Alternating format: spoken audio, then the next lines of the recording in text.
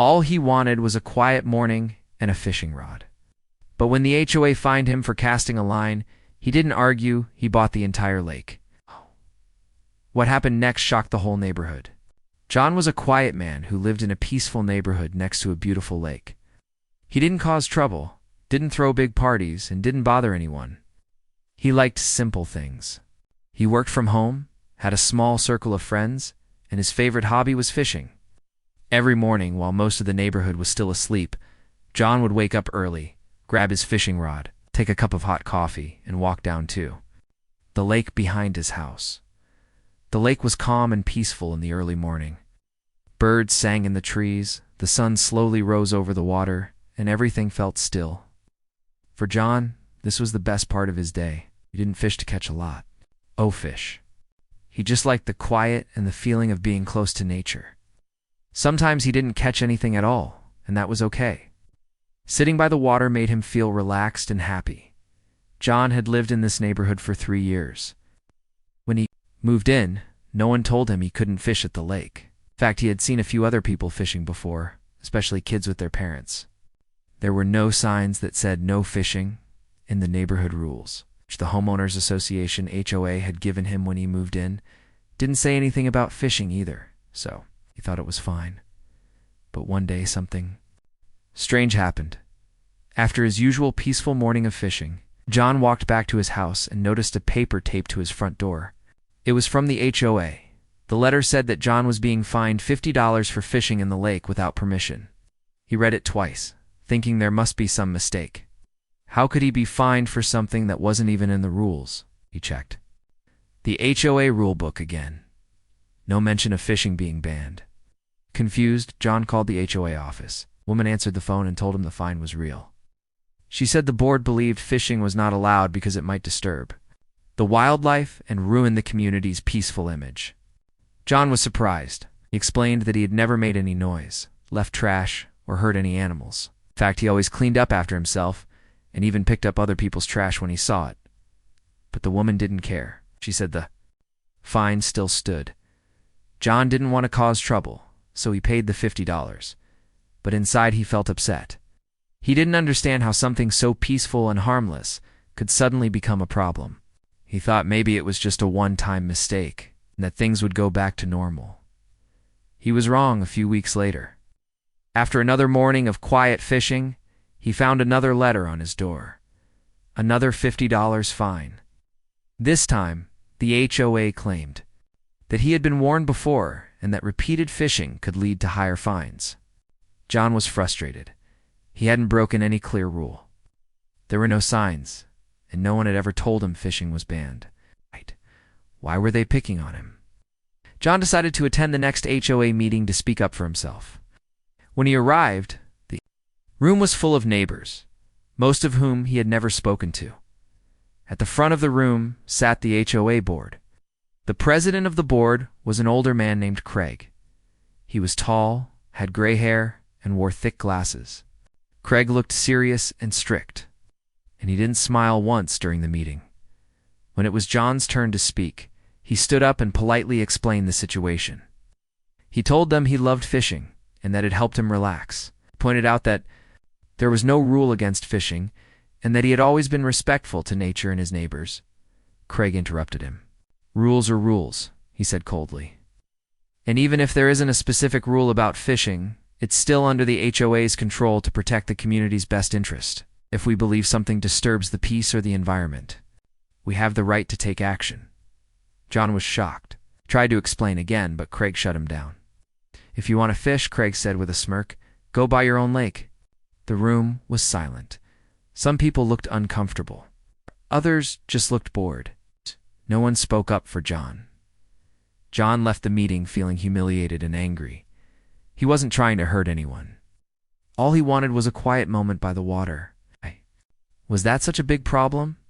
Over the next month, things got worse. The HOA raised the fine from $50 to $150. Every time John went fishing, someone reported him. He received more letters, more threats. One time, a neighbor even walked by and took a photo of him fishing as if he were a criminal. John stopped fishing. For a while, it made him sad. That small joy he had each morning was now gone. The lake that once brought him peace now reminded him of how unfair things had become. He sat on his porch one evening, looking at the water, thinking about everything.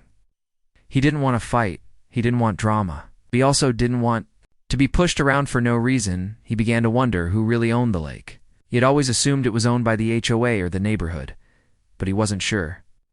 So he opened his laptop and started doing some research. He searched property, records, land maps, and public documents online. After a few hours, he found something very interesting. The lake was not owned by the HOA. It was private property, owned by a woman named Margaret who didn't even live in the neighborhood. She had inherited the land years ago, but never sold it to the community. The HOA didn't own the lake, they just acted like they did. John was curious. He found Margaret's contact information and decided to give her a call. She answered politely, and John introduced himself. He explained that he lived in the neighborhood and loved the lake, but that the HOA had been giving him a hard time. Margaret sighed. "You're not the first to say that," she said. "The HOA always complains to me about the lake, even though they don't own it." They spoke for a while, and John asked her a question he never thought he'd ask. "Would you be willing to sell it?" Margaret was quiet for a moment, then she said, honestly, "Yes. I've been thinking about selling it for a while. It's too much trouble." John's heart jumped. This could be his chance. He didn't have millions in the bank, but he had saved money over the years. He had a stable job in tech and no big expenses. If he added a small loan to his savings, he could make an offer. He told Margaret he was serious, and within a few days, he sent her a formal offer. It was more than fair. Margaret agreed, and the process began. John didn't tell anyone, not even his closest neighbors, kept fishing off the lake, quietly accepting more HOA fines, while secretly becoming the lake's new owner. One day, about a month later, the sale was finalized. John officially owned the lake. It was his. Every fish, every ripple in the water, every tree on its banks, all of it belonged to him. He stood by the water that morning, fishing rod in hand, and smiled. The sun reflected on the surface. Birds sang as usual. But everything was different now. They had fined him for fishing. Now he owned the lake. John had finally reached his limit. At first he tried to stay calm. He didn't want to fight or argue with the Homeowners Association HOA. But now, after receiving fine after fine, even though he had done nothing wrong, he had no choice but to act. He had loved fishing. It gave him peace, helped him relax, and made him feel connected to nature. But the HOA kept treating him like a criminal just because he wanted to enjoy the lake behind his home. John couldn't understand why the HOA was targeting him. The rules weren't clear. There were no signs that said no fishing. Other people had fished before. Now they were making it personal. And the worst part, it was always the same person who led the charge. Craig, the HOA president. Craig was a retired man who seemed to enjoy having power. He walked around the neighborhood, with a clipboard in his hand, always watching, always ready to report someone for breaking a rule. He liked being in charge. And he didn't like John. It was never clear why Craig had a problem with John. Maybe he just didn't like the sight of someone fishing. Maybe he thought John didn't respect his authority. Or maybe he was just bored and wanted to control everything. Around him, whatever the reason, Craig had turned the HOA against John. Every week, it felt like a new fine came in the mail. John paid the first few fines just to avoid trouble, but it didn't stop. The fines went from $50 to $150. The letters became more serious. They warned him that if he kept fishing, legal action might be taken. Some even threatened to place a lien on his house. It wasn't just annoying anymore, it was stressful. John didn't sleep well. He felt anxious every time he walked outside. He started checking his mailbox with a heavy heart. Worried about the next fine or warning, he knew he needed to do something. One evening, John sat on his porch, watching the sun go down over the lake. He remembered Craig's cold words at the HOA meeting. "If you want to fish, go by your own lake." That sentence stuck in his mind. At first, it sounded like an insult. But now, it sounded like a challenge. John had already spoken to Margaret, the real owner of the lake, and to his surprise, she had agreed to sell. She was tired of dealing with the HOA too. She told him, "They act like they own the place, but they don't. Honestly, I'd be happy to be done with it." So John made an offer. He used his savings and applied for a small loan. It was a risk, but he believed it was worth it. Owning the lake wouldn't just give him peace, it would give him power. Power to stop the unfair treatment. Power to stand up to Craig and the HOA. For the next few weeks, John kept his plans quiet. He still received fines. Craig still gave him dirty looks. The HOA still sent warning letters, but John didn't respond, just waited, patiently. Finally, the paperwork was completed. The lake was officially his. John held the deed in his hands and smiled. It felt like holding a sword and shield. He could fight back, but with silence, not with anger. He didn't need to argue. He didn't need to shout. He had the law on his side now. The next HOA meeting came fast. It was held in the community clubhouse. As usual, Craig stood at the front with his serious face and his pile of papers. The room was full of neighbors, most of them quiet, some looking bored. John walked in holding a folder, calm and quiet. When Craig got to the part of the meeting where complaints were read, he pulled out a new letter. "It seems we have another repeat violation," he said. "Mr. John Fisher is once again ignored. HOA rules and fished in the lake. A $150 fine will be issued." John stood up slowly. "Actually," he said, and then opened the folder. "I'm not violating anything." He walked to the front and placed a copy of the deed on the table. The room went quiet. Craig picked up the paper and read it. His face turned red. "What is this?" he asked. "That," John said calmly, "is the legal document showing that I own the lake now. I purchased it from the original owner. The lake is private property. My private property." Everyone in the room stared. Some gasped. A few smiled. No one had expected this. Craig tried to speak. "That can't be, it is," John interrupted. "The records are public. Anyone can check. And since I'm the owner now, the HOA has no authority over it. That means you can't fine me for fishing in my own lake." Craig was speechless. He looked down at the deed again, then back at John. John looked around the room. "Just to be clear," he added, "from now on, nobody is allowed on the lake unless I say so. That includes fishing, swimming, or even walking along the edge." Gasps filled the room. Neighbors began whispering. Some looked confused. Others looked worried. They had always thought the lake belonged to the community. Now suddenly, it belonged to one man, John. Craig tried to take control again. "Can't just," John raised a hand. "I can. It's private property now, and I've already put up new signs. Trespassing will be taken seriously." The meeting ended in silence. People slowly left the room, some still looking shocked, others sneaking glances at John. Craig avoided his eyes. For the first time, John felt like he had one. The next day, John walked around the lake and put up signs that read, "Private lake nitrogen monoxide. Trespassing." Without owner's permission, he installed small cameras near the water and placed notices around the community. The message was clear. This lake was no longer for everyone. It belonged to him now.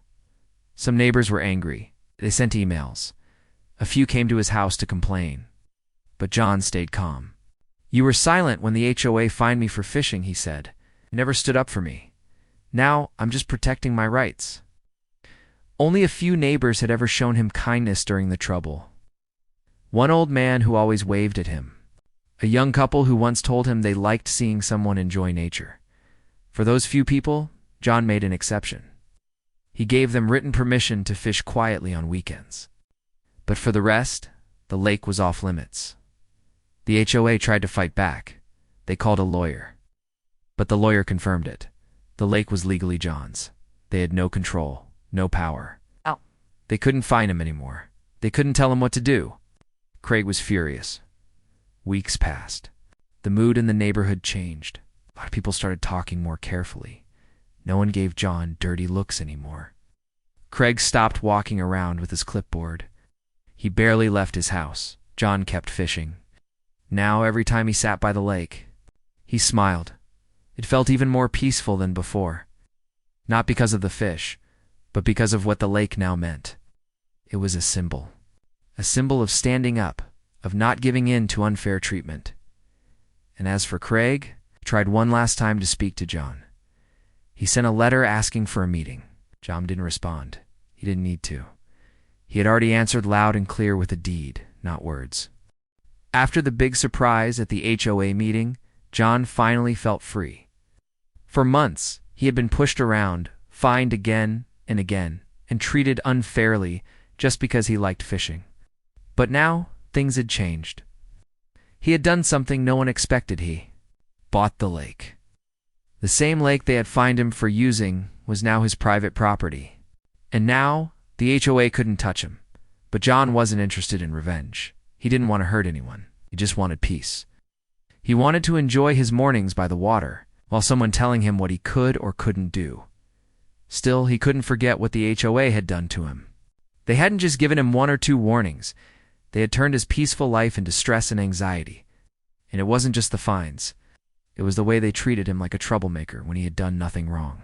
It was the way people stared at him like he didn't belong, just because he liked a quiet hobby. So even though John had one, part of him wanted to teach them a quiet lesson, not with anger, but with action. He wanted them to understand how it felt to be on the other side. After buying the lake, John began working on a plan. He didn't want to argue. He didn't want to shout. He just wanted to use his new rights in a smart way. And the best part? He didn't have to do anything illegal or wrong. He just had to follow the same kind of rules the HOA used against him. Step by step, he began to make changes. First, he placed new signs all around the lake. They were clear, firm, and professional.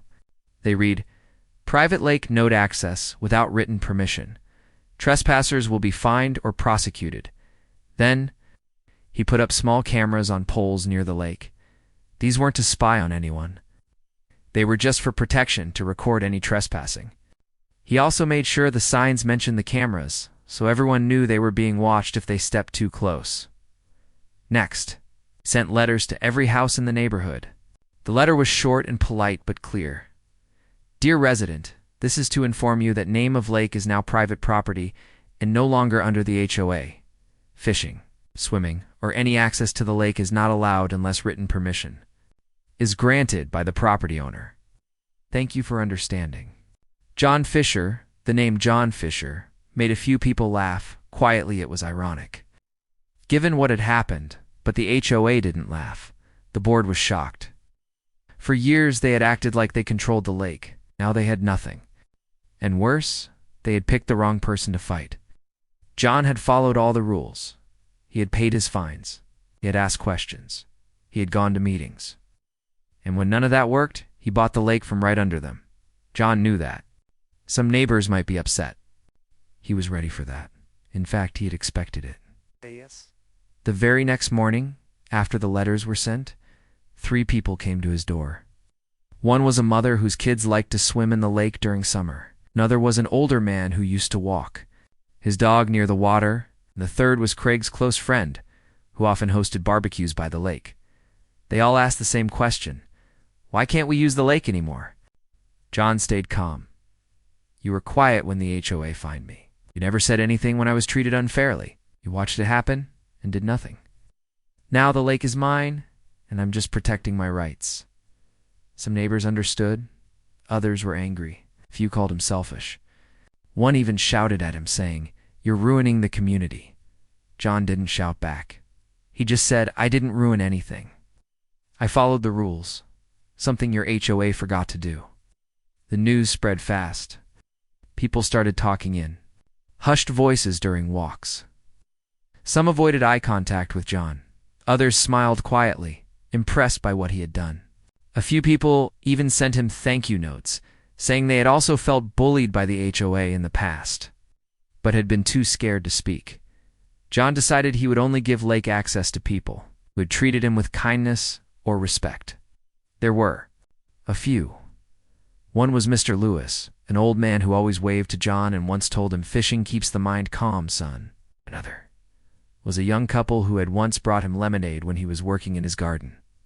To those people, John gave. Written permissions slipped small cards that allowed them to visit the lake on weekends. He even let their kids fish under supervision. "Enjoy the water," he told them, "but please be respectful." And they were. They thanked him, followed the rules, and cleaned up after themselves. Meanwhile, the HOA panicked. Craig tried to act strong at first, but inside, he was angry and nervous. He called for an emergency board meeting. Some board members were confused. How had this happened? How did they lose the lake? Craig tried to find a way to fight back. He called a lawyer and asked if the HOA could still control the lake. The lawyer checked the records and said, "No, you don't own it. You never did. It's private now." Can't find the owner or tell him what to do. That was the end of the fight. Legally, John had every right. Craig was furious. He started avoiding meetings. He stopped walking around the neighborhood. He didn't look as proud as before. A few people even asked him to step down as president. The HOA had been outsmarted by a man they tried to silence. As for John, he felt more peaceful than ever. He went back to fishing. No one stopped him. No more letters. No more photos. No more threats. He could finally enjoy his mornings again one day. As he sat by the lake with his rod in hand, he saw Craig walking alone across the street. Craig didn't come close, just glanced at John, then turned away. There was no anger in Craig's face anymore, just defeat. John didn't smile. He didn't wave, just looked at the water and dropped his line. The ripples spread slowly, quietly, like peace returning after a storm. Later that week, John received a letter from the HOA. It was from Craig. He was asking for a private meeting. He wanted to talk things through and find a peaceful solution. John didn't reply. There was nothing to talk about. The lesson had already been taught. After John bought the lake and placed his signs around it, everything in the neighborhood changed. The lake, which had once been used by everyone in the community, was now private. The new signs made it clear: no entry without permission. Private property. Trespassers will be fined or prosecuted. No one could believe it at first. People who used to walk their dogs by the water now turned back when they saw the cameras and signs. Children who used to swim during summer stayed away. Families who had weekend picnics near the water now felt confused, angry, and left out. John had not done this to be cruel. He had done it because the HOA had pushed him too far. They fined him over and over just for fishing something peaceful, something harmless. And when he tried to speak up, they ignored him, laughed at him, and treated him like a rule dash breaker. Now, he was the one in control. The HOA tried to ignore the change at first. They acted like nothing had happened, but they could feel the pressure. Building, people were asking questions. Why did John buy the lake? Why isn't the HOA fixing this? How did this even happen? The truth was simple. The HOA never owned the lake. They just acted like they did. For years, they had written rules and handed out fines for things they had no legal right to control. No one questioned them until John. Now the board members were embarrassed. They looked like fools in front of the whole neighborhood. Craig, the president, didn't walk around with his clipboard anymore. He kept to himself. Some neighbors said they saw him packing boxes. John heard the whispers. Some said Craig might move away. Others said the HOA might try to take legal action. But John wasn't worried. He had the papers. He had the proof. He had the law on his side. The lake was his. Legally, fully, completely. Still, John wasn't cruel. He didn't block the lake with fences. He didn't yell at people, just followed. The rules his rules. And he stayed polite. A few neighbors, who had always been kind to him, were allowed to enjoy the lake. He gave them small permission cards. This allows you to fish or walk by the lake, he told them. Please just respect the space. They were thankful. Some even brought him small gifts, fresh cookies, flowers from their garden, or simple thank you cards. But the rest of the neighborhood stayed away. One day, a group of angry neighbors gathered. Near the community center, they were upset. "We want the lake back," someone shouted. "This isn't fair," said another. He wanted the HOA to do something, to fix it, but the HOA had no power. Craig had already resigned. He sent a short letter to every house saying he was stepping down for personal reasons. People knew the truth. He had lost the battle, and he was too ashamed to face anyone. A new board was elected. Some of the new members were younger and kinder. They reached out to John and asked if they could talk. "We want to make peace." They said, "Can we meet and discuss a fair solution?" John agreed to meet them, but he made one thing clear. "I won't give up the lake. That's not on the table." They nodded. They didn't want to take it back. They just wanted to understand his rules. "Can we create a system where some neighbors can use the lake with your permission?" John thought about it. He didn't want to punish people forever, but he also didn't want to be used or disrespected again. He told them, "I'll make a list. People who were kind, polite, or stayed neutral during the whole situation can apply for permission. Others will have to wait." The board agreed, and so John created a system. Printed permission cards, each with an expiry date. He made a few simple rules. No loud music, no trash, no swimming without safety equipment, and no late-night visits. If people broke the rules, their card would be taken away. At first, people were upset. "Why do we need permission to use the lake we always had access to?" But slowly they realized John was being fair. He wasn't mean. He just wanted respect. And he gave chances to people who showed it. Some people wrote him letters of apology. Others knocked on his door to say sorry. They admitted they didn't know the full story. They just believed the HOA. They thought John was the problem. But now they saw the truth. One woman came with tears in her eyes. "My son used to love fishing here," she said. "I'm sorry we stayed quiet when they fined you. It wasn't right." John gave her a card. Not because she cried, but because she was honest. Weeks passed. The neighborhood became quiet again. The tension faded, and the lake was peaceful once more. John sat by the water every morning, fishing like he used to. The sun rose gently over the trees. The birds sang. The world was still, and this time there were no letters on his door, no fines, no warnings, just silence and respect. One evening, John received an unexpected letter. It was from the woman he bought the lake from, Margaret. "Dear John, I heard..." "What happened?" "I must say you handled it with more grace than most people would. I'm proud the lake went to someone who respects it. Don't let them push you around. You did the right thing. Warm regards, Margaret." John smiled. He folded the letter and placed it in a small wooden box where he kept his favorite memories. That same night, he walked down to the lake with a lantern. The stars reflected on the water. It was quiet, peaceful. He thought about the journey. From that first fine to the last apology, from being bullied to being the owner. He didn't feel like a hero. He just felt like a man who stood up for himself. And that was enough. The sun was rising slowly. The sky had soft orange and pink colors. The wind moved gently across the lake's surface, making small ripples.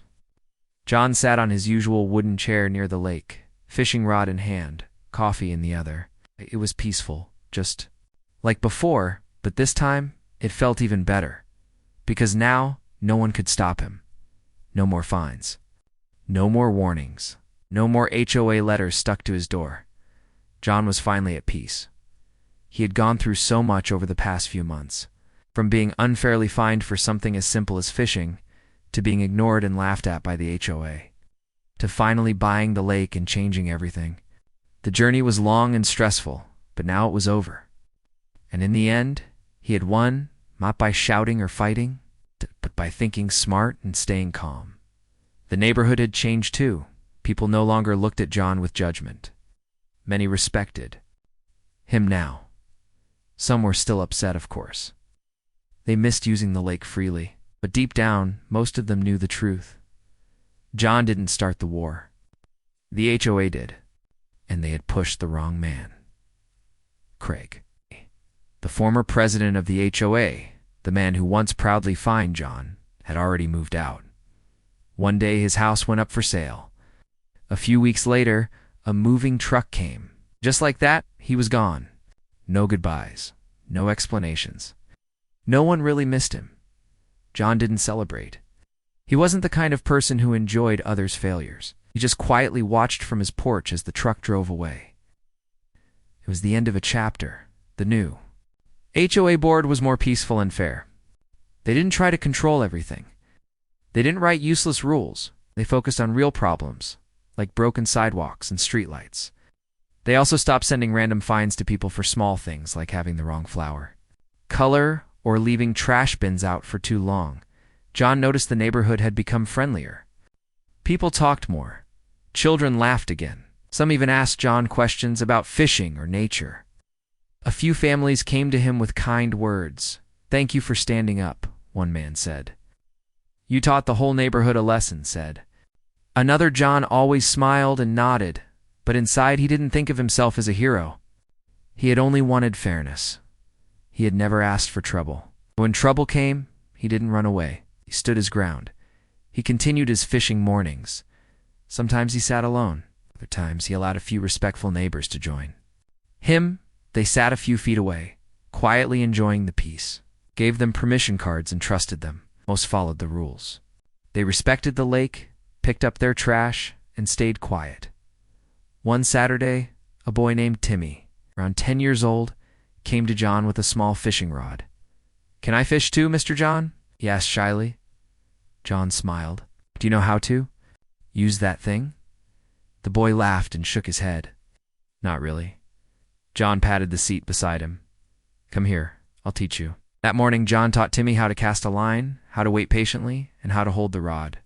They didn't catch much, just a few small fish.